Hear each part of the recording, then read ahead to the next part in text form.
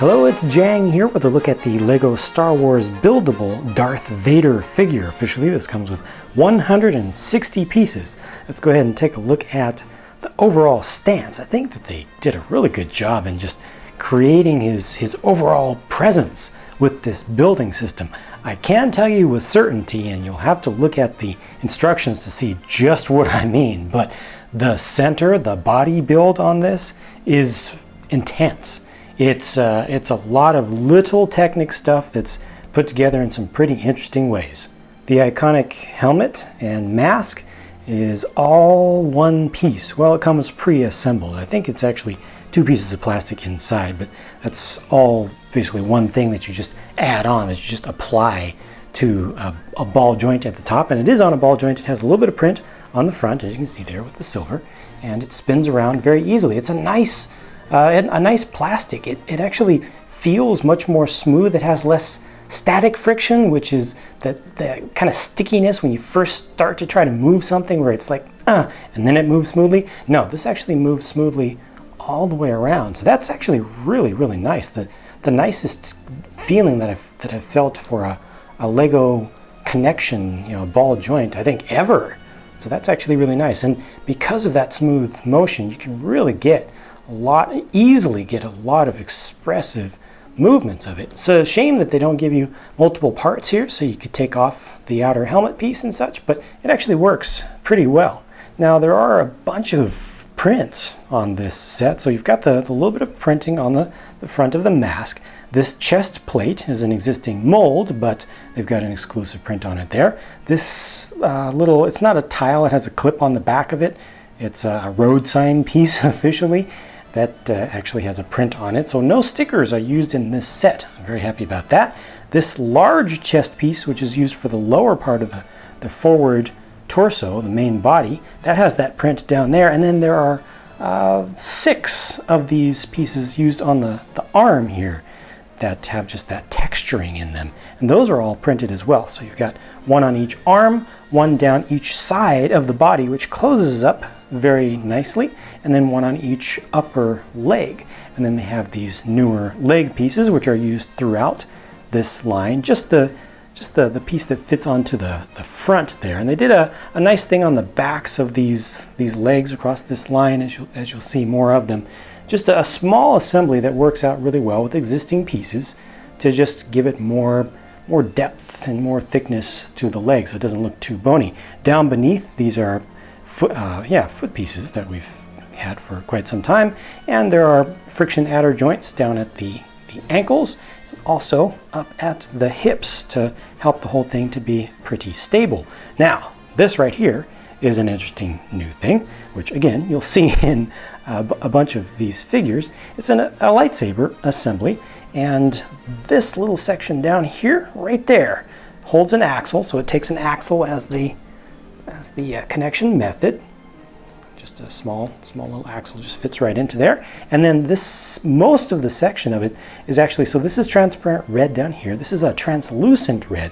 It's actually a little bit milky, a little bit foggy through here. It would actually give off light if there was a way to put light into it, but which unfortunately isn't included with this set, but it would transmit light pretty well and give it off evenly all the way around. And then the very tip is the fully transparent, the more clear red. Again, so all this here is kind of flexible, which means that it's not going to break as easily as it would have if it was all made of the more stiff polycarbonate material that they make the fully transparent stuff out of. And then these are the 2 lightsaber hilt pieces. And let's look at this lower one, which again just takes axles, so axles go into both ends, and the upper piece right here, which is actually the exact same part.